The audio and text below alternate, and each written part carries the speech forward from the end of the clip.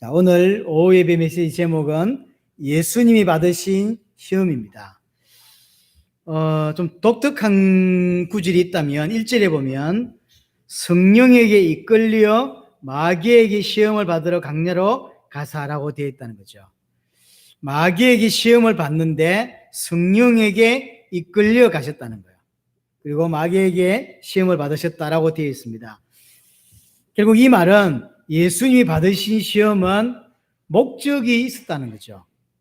우리에게 전달하고자 하는 목적이 있는, 그래서 이유가 있는 시험이었다는 겁니다. 자, 시험이 4가지가 나와 있는데 마태, 마가, 누가복음에도 이 내용이 나오는데 마태복음이 가장 상세하게 기록되어 있어요. 그래서 마태복음을 봤습니다. 다른 성경에는 보면 시험이 3가지였다고 되어 있는데 어떤 성경에는 2가지만 기록된 것도 있습니다. 자, 일단 몇 가지냐는 중요한 것 같지 않습니다. 그리고 지금까지 이 3가지 시험이 인간이 받을 수 있는 시험이다, 이 말도 맞는데 꼭 그 때문인 것 같지는 않습니다. 예를 들어서 육신의 문제 또는 명예의 문제 뭐 이런 이야기를 합니다. 네, 어떤 성경에 그런 기록을 하지 않는 걸 보면 꼭 그것만은 아닌 것 같습니다. 자, 한 가지 살펴보면서 시험의 내용이 뭐며 무엇 때문에 이것을 우리에게 전달하고 있는지 좀 함께 봤으면 좋겠습니다. 4장 3절에 보니까 시험하는 자가, 나중에 보면 마귀라고 되어 있죠. 한마디로 마귀가 예수께 나와서 이르되 네가 만일 하나님의 아들이거든 명하여 이 돌돌로 떡덩이가 되게 하라. 예수님이 지금 배경이 뭐죠? 40일 금식을 하셨다는 거죠. 그리고는 시험을 성령에게 이끌려서 마귀에게 시험을 받게 됩니다. 굉장히 많이 줄였다는 거죠. 많이 배고픈 상태입니다. 그래서 마귀가 와서 예수님께 네가 만일 하나님의 아들이거든 명하여 이 돌들을 떡덩이가 되게 하라 라고 명하죠. 이야기합니다. 그러니까 예수님의 대답이 4절입니다. 기록되었으되 사람이 떡으로만 살 것이 아니요 하나님 입으로부터 나오는 모든 말씀으로 살 것이니라 라고 대답을 합니다. 이 대답은 결국은 예수님이 만들어낸 말이 아니라 신명기 8장 3절에 있는 이야기를 그대로 인용한 거예요. 신명기에 있었던 이야기를 그대로 인용하면서 우리는 하나님 입으로부터 나오는 말씀으로 사는 존재다라고 이야기를 해요. 자, 신명기 8장을 한번 가보겠습니다. 자, 신명기 8장을 봅니다.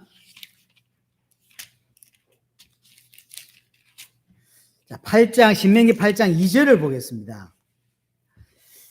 지금 예수님이 대답은 3절에 나와 있지만 실제로 이 대답을 볼 수 있는 내용이 2절이에요. 신명기 8장 2절에 내 하나님 여호와께서 40년 동안에 내게 강야 길을 걷게 하신 것을 기억하라. 이는 너를 낮추시며 너를 시험하사 내 마음이 어떠한지 그 명령을 지키는지 지키지 않는지 알려 하심이라. 하나님이 이스라엘 백성을 강야로 데리고 나와서 40년을 강야 생활을 하게 하셨다는 거죠. 그걸 다른 말로 시험하셨다라고는 표현했어요. 강야 40년이 결국은 하나님의 테스트였다는 거예요. 시험이었다는 거죠. 시험의 이유가 뭡니까? 시험의 이유가 거기 나와 있죠. 너를 낮추고 너를 시험하사 내 마음이 어떠한지, 그러니까 하나님에 대하여 어떤 마음을 가지고 있는지, 그리고 그 명령을 지키는지 지키지 않는지, 이게 시험의 목적이라는 거예요. 이것을 알고 있는 예수님이 대답을 이렇게 3절을 하신 거예요. 그 3절의 내용이 뒷부분이죠. 사람이 떡으로만 사는 것이 아니요 여호와 입에서 나오는 모든 말씀으로 사는 줄을 내가 알게 하려 하심이라. 우리가 설교할 때 교회에서 성도는 육신적으로는 밥을, 또 영적으로는 하나님의 말씀을 먹어야 된다라고 이렇게 요 성경 구절을 들어서 많이 이야기하는데 전체를 따져서 말하면 그 말도 좀 틀린 것 같아요. 왜냐하면 예수님이 이 말을 인용했고 또 8장에 신명기 8장에 나오는 자세히 앞뒤를 살펴보면 인간은, 특별히 성도는 육신적으로는 밥을 먹고 영적으로는 하나님의 말씀을 먹어야 되는 존재다라는 개념이 아니에요. 인간은 하나님으로 사는 존재다라는 걸 말하고 있어요. 그리고 강약길을 걸어가면서 40년의 뺑바퀴를 돌린 그 테스트가 목적이 뭐냐면 하나님을 향하여 어떤 마음을 가지고 있는지, 그리고 순종하는지 순종하지 않는지를 보기 위하여 준 테스트라는 거예요. 그 3절에 나온 만나 사건 또한 마찬가지죠. 결국은 만나 사건으로 1절에 안 했지만 이 만나 사건을 들어서 예수님이 사람은 하나님의 입에서 나오는 말씀으로 산다고 표현하고 있어요. 이는 단순히 하나님의 말씀을 계속 들어야 산다라는 개념이 아니에요. 인간은, 성도는 하나님이 있어야 되고 하나님으로 더불어 살아야 된다는 존재가 그 핵심이에요. 물론 그렇다고 해서 성도가 하나님의 말씀이 없어도 된다는 걸 말하고 있지는 않습니다. 그건 1차적인 거예요. 자, 조금 더 넘어가서 신명기 13장을 한번 보겠습니다. 또 비슷한 걸 또 이야기합니다. 신명기 13장 3절에 보면 너는 그 선지자나 꿈꾸는 자의 말을 청종하지 말라. 이는 너희의 하나님 여호와께서 너희가 마음을 다하고 뜻을 다하여 너희의 하나님 여호와를 사랑하는 여부를 알려하사 너희를 시험하심이니라. 강야 40년을 시험하신 목적이 뭐죠? 정말로 하나님을 사랑하냐 안 하냐 그걸 알려고, 하나님을 정말로 순종하냐 순종하지 않냐. 4절에 너희는 너희 하나님 여호와를 따르며 그를 경유하며 그의 명령을 지키며 그의 목소리를 청종하며 그를 섬기며 그를 의지하며 이렇게 사는지를 알게 하려고 하나님이 테스트했다는 거죠. 자, 그럼 마태복음 4장으로 다시 돌아오면 결국 마귀가 지금 예수님을 시험하는 가장 궁극적인 것은, 자, 마귀는 예수님이 누군지 압니다. 그리고 예수가 누군지 알기 때문에 이 돌을 떡으로 만들 수 있는 능력이 있다는 것 또한 아는 거죠. 그러면 그 마귀의 시험의 핵심이 이 예수라는 자가 떡을 만들 수 있냐, 떡을 만들 수 있는 기적을 행할 수 있는 자냐 아니냐라고 하는 게 아니에요. 마귀가 시험하고 싶은 게 그게 아니에요. 그렇죠? 떡을 만들 수 있는 사람이냐 아니냐를 시험하고 싶은 게 아니라는 거죠. 마귀의 시험의 핵심은 뭐냐면 하나님을 순종하지 못하게 하는 것, 하나님의 말씀에 거슬리게 하는 것. 조금 바꿔서 말하면 자기의 능력을 하나님의 뜻이 아닌 자신을 위해서 그 능력을 행할 수 있는 자로 만들기 위하여 한 시험이 마귀의 시험 첫 번째예요.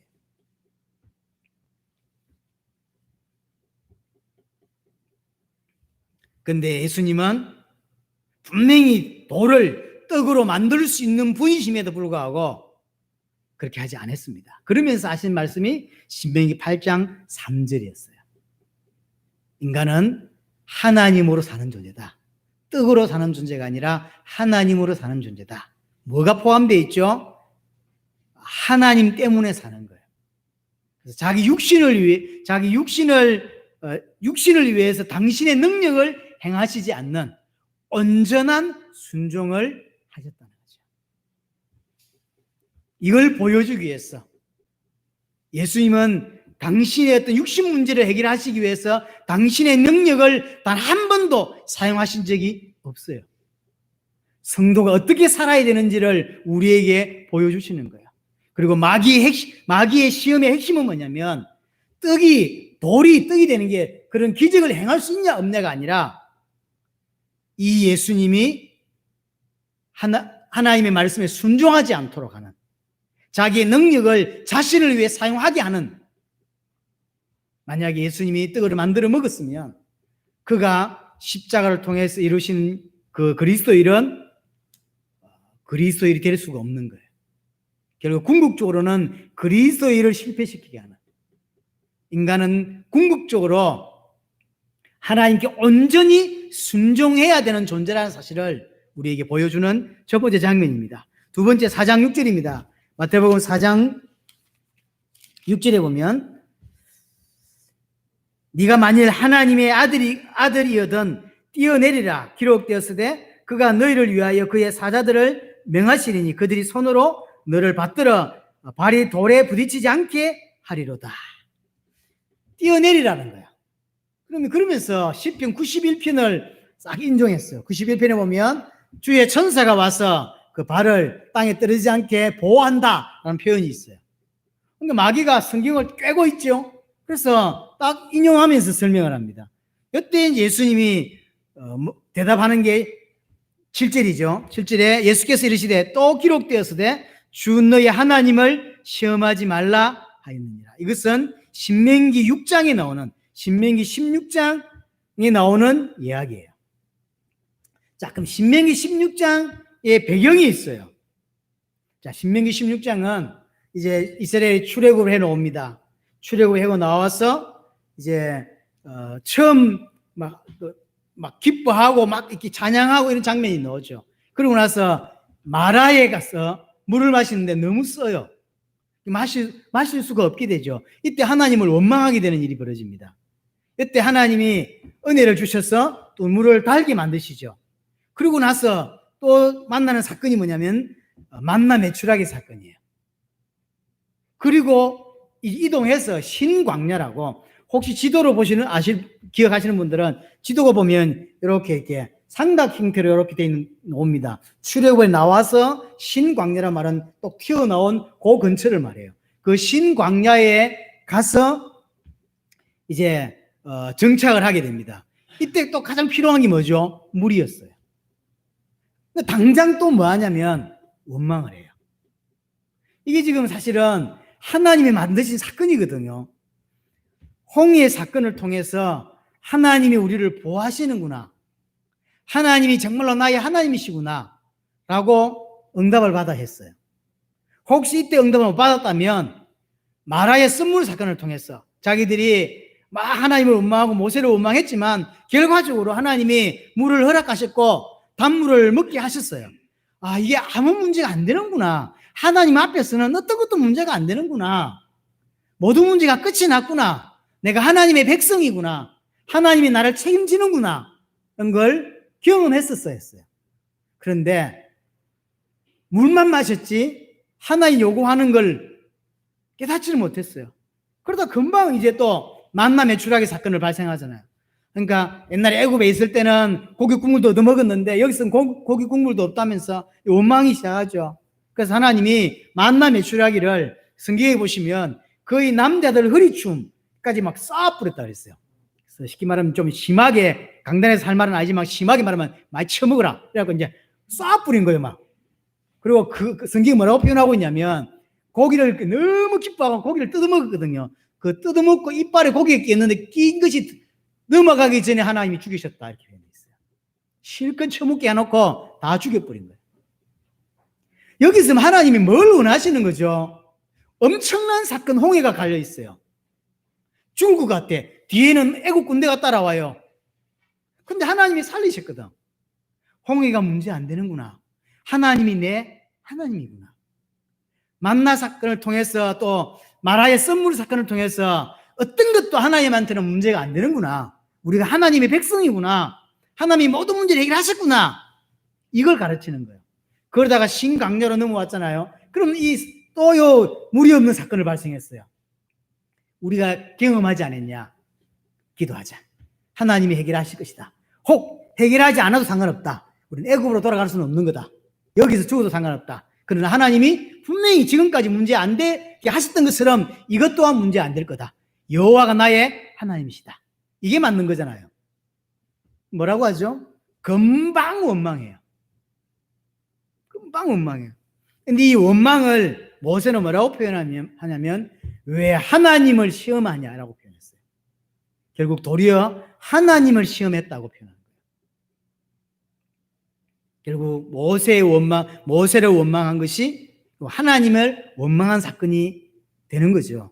결국 이 이름을 마사라 부르고 또는 머리바라 이렇게 불렀어요. 많은 중요한 사건이죠. 결국 이 두 번째 두 번째 예수님이 시험 받으심의 핵심은 뭐냐면 사단이 뭘 뛰어내리라. 그러면 천사가 네 발을 딱 이렇게 받쳐서 안 다칠 거 아니냐라고 이야기하죠. 이 테스트의 핵심은 뭐냐면 하나님에 향한 신뢰예요. 하나님을 향한 신뢰 문제를 깨는 거예요. 네가 정말로 하나님의 아들이 맞고 하나님이 진짜 너를 사랑해 맞으면 이게 맞다면 테스트 해보라는 거예요. 네가 하나님이 맞고 또 네가 하나님의 아들이 맞다면 또 당신의 아버지가 하나님이 맞다면 천사를 성경에서 말한 대로 천사를 보내서 바칠 건데 뭐가 두렵냐 말이에요. 그러니 뛰어내려 봐라. 근데 만약에 뛰어내렸는데 천사가 안 바쳤다. 하나님은 너를 사랑하지 않는 거란 말이 되는 거죠. 그래서 이 마귀가 주는 테스트 두 번째 핵심이 뭐냐면 하나님과 예수님의 신뢰관계. 이걸 깨는 거죠. 예수님에게는 뛰어내릴 능력이 있어요. 뛰어내려도 천사가 안 바쳐도 다치지 않을 능력이 그분에게는 있습니다. 그러나 자기의 명예를 위하여 조금도 능력을 행하지 않으셨다는 거죠. 그러면서 구약에 있는 말씀을 인용한 거죠. 예수님은 온전히 하나님을 신뢰했고 온전히 하나님만 순종한 거야. 이걸 우리에게 보여주시는 거죠. 성도는 어떻게 살아야 될까요? 세 번째 테스트입니다. 9절에 보니까 마지막으로 이르되 만일 내게 엎드려 경배하면 이 모든 것을 내게 주리라. 마귀가 예수님 보고 높은 곳에 올라가서 천하만국을 보여주면서 이 다 내 거다. 네가 내한테 절하면 내가 다 주겠다. 이런 표현이죠. 이랬을 때 10절에 보니까 예수님이 사탄아 물러가라. 기록되었으되 주 너희 하나님께 경배하고 다만 그를 섬기라 하였느니라. 사실은 앞에 두 개의 테스트와 마찬가지지만 사실은 모든 시험의 어떤 면에서 핵심이라고 할 수 있는 게 이 부분이죠. 경배의 대상을 바꾸는 겁니다. 인간은 하나님이 왜 만드셨냐면 이사야 43장 7절에 보면 나의 영광을 위하여 창조된 그를 내게로 오게 하라 이런 표현이 있죠. 하나님이 인간을 왜 만드시냐면 영광 받으시려고. 우리의 선배들이 성경 전체를 읽으면서 정리를 합니다. 그게 소요료 문답이라는 거예요. 소요료 문답의 일문이 뭐냐면 사람이 제일 되는 목적이 무엇이뇨? 이게 일문이에요. 자, 사람다운 제 첫 번째가 뭐냐라는 거예요. 뭐가 사람이냐는 거예요. 성경을 읽고 10번 읽고 100번 읽고 1000번 읽으면서 넣은 첫 번째 대답이 뭐냐면 그를 영화롭게 하는 거다. 그를 영원히 즐거워하는 거다라고 표현했어요. 성경의 표현대로 하자면 고린도전서 10장 31절이죠. 너희는 먹든지 마시든지 무엇을 하든지 다 주의 영광을 위하여 하라. 이게 사람이 제일 되는 목적이라는 거예요. 성도가 살아가는 목적이 하나님의 영광을 위한 거죠. 예, 이사야 14장에 보면 사단이 사단되는 장면이 나오죠. 왜 그렇죠? 교만 때문이었어요. 자기의 보좌를 가장 높은 자와 비기리라 하리라 그랬어요. 자기의 능력이 얼마나 큰지를 생각해 볼 때 하나님하고 비교할 수 있다라고 생각했던 것 같아요. 그게 교만이죠. 교만. 그래서 참 표현이 재밌어요. 내 자리를 하나님의 가장 높은 곳에 올리겠다. 자기가 하나님 되겠다는 거죠. 그게 사단이 된 이유였습니다. 하나님의 영광을 차지하는 거예요. 그래서 결국은 예수님을 테스트가 뭐냐면 결국은 하나님께 돌아가야 될 영광을 자기가 받겠다는 거죠. 예수님은 그게 맞다 틀렸다 어쩌다 이 말도 하지 아니하시고 뭐라고 말하죠? 주 너희 하나님께만 경배하고 주 너희 하나님만 경배해라. 예수님은 온전히 하나님의 뜻에만 순종했다. 자, 이게 예수님이 받으신 그 시험의 세 가지 내용입니다. 자세히 보면 예수님은 분명히 뛰어내릴 능력도 돌을 떡으로 만들 능력도 있습니다. 그렇죠? 그럼에도 불구하고 자기 자신을 위하여 40일 동안 굶었습니다. 할 수 있었어요. 또 뛰어내릴 수 있었습니다. 그럼에도 불구하고 안 했다는 거예요. 왜 그러냐면 온전히 하나님께만 순종하기 위해서. 그 어떤 말도 듣지 않고 오직 하나님께만 순종하는 거예요. 이게 이 예수님이 받으신 시험을 통해서 우리에게 가르쳐 주는 겁니다. 성도는 어떻게 살아야 되죠? 이런저런 말이 필요하지만 하나님을 위해서 사는 존재. 우리의 신앙생활의 핵심은 뭐냐면 온전히 언약에 순종하는 겁니다. 예수님은 시험에 승리하시게 됩니다. 첫사람 아담은 시험에 실패하게 되죠. 로마서 5장 19절에 보면 한 사람으로 말미암아 모든 사람이, 정확히 말하면 많은 사람이 죄인이 된 것 같이요. 아담은 실패하게 됩니다. 출애굽에 나온 이스라엘 백성 또한 40년 동안 테스트를 받았는데 실패하게 됩니다. 이 땅에 단 한 명도 하나님의 테스트에 합격한 자가 없습니다. 그래서 호세아 6장 7절에 보면 그들이 아담처럼 언약을 어기고 거기에서 나를 반역했다는 표현이 있어요. 이 말은 단순히 호세아 시대 사람만이 아니에요. 모든 시대 사람들이 전부 다 언약에 실패하게 된다는 이야기죠. 인생의 문제는 불순종이었어요. 그런데 예수님은 온전히 순종하심으로 승리하셨다는 거죠. 시험에서도 또 나중에 십자가 사건을 통해서도 예수님은 온전히 순종하셨습니다. 조금도 자기 육신을 위해서 능력을 행하거나 육신을 위해서 존재하거나 육신을 위해서 살지 않으셨다는 거죠. 그러므로 말미암아 우리에게 구원의 길을, 어렵게 되는 길을 열어주신 것입니다. 로마서 5장 19절에 말한 대로 한 사람이 순종하심으로 많은 사람이 의인이 되게 하셨습니다. 아담은 분명히 시험에 실패했지만 마지막 아담 예수 그리스도는 그 시험을 이기신 것이죠. 온전히 순종하심으로 그리스도의 일을 완성하셨고 우리에게는 그 주님을 따라서 온전히 순종할 수 있는 길을 열어주신 거예요.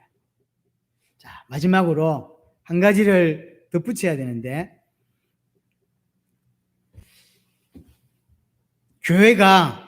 많은 교회들이 예수님이 받으신 시험과 반대 생각을 하는 케이스들이 많이 있습니다.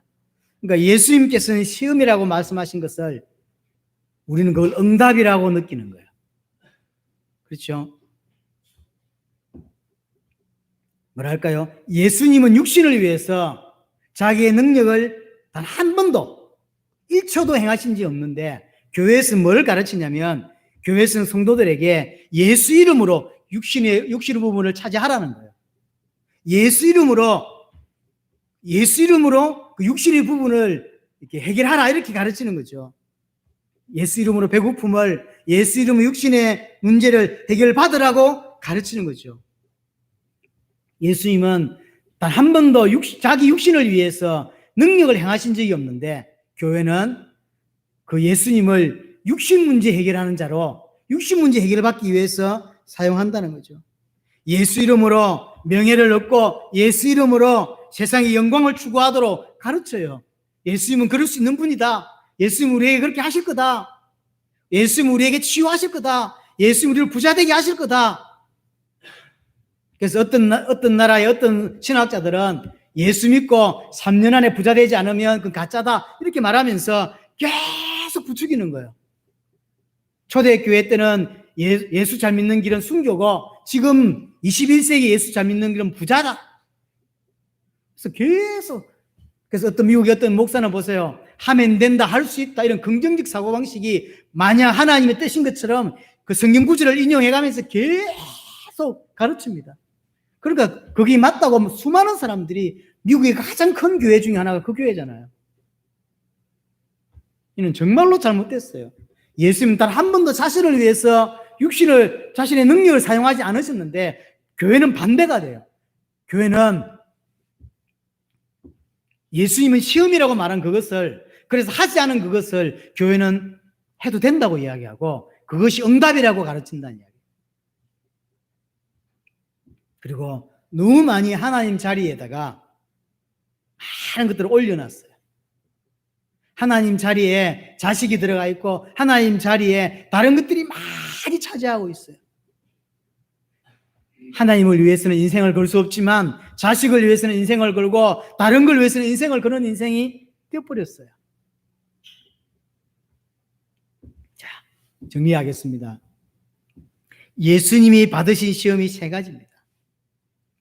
하나는 돌을 떡으로 만들어 먹어라. 40일 금식을 했으니까 배고프겠죠. 두 번째는 뛰어내리라. 그러면 천사가 와서 네 발을 이렇게 보호할 거다.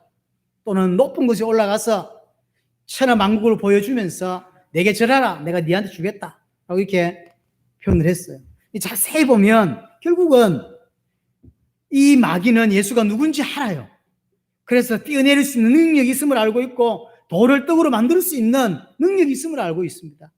결국 마귀가 하는 시험의 핵심은 기적을 베풀 수 있냐 없냐의 문제가 아니라는 거죠. 마귀의 시험은 하나님께 순종하냐 순종하지 않냐 이 부분이에요. 하나님의 신뢰를 깨뜨리고 하나님께 불순종하게 만들려고 하는 게 마귀의 시험이에요. 우리에게 사단이 똑같습니다. 우리에게 사단은 귀신은 이런 일을 하고 저런 일을 한다고 하고 가정에 어려움이 오니까 귀신의 역사다 사단의 역사다 이렇게 주장하는 사람도 있는데 뭐 틀린 이야기는 아닐 수 있습니다. 그러나 정확히 말하면 사단은 귀신은 그런 것에 관심이 없어요. 내가 가난하게 되고 부자 되는 것에 관심이 있는 것이 아니라 그런 환경을 통하여 온전히 하나님을 신뢰하냐 그래서 온전히 하나님께 순종할 수 있냐 이걸 관심이 있는 거예요. 왜냐하면 아담을 뭐로 무너뜨렸냐면 하나님의 신뢰관계로 불순종하게 만들어서 실패시켰어요. 지금 성도를 실패시키는 것 또한 마찬가지입니다. 하나님을 신뢰하냐 안 하냐는 거예요. 그래서 순종할 수 있냐 순종할 수 없냐.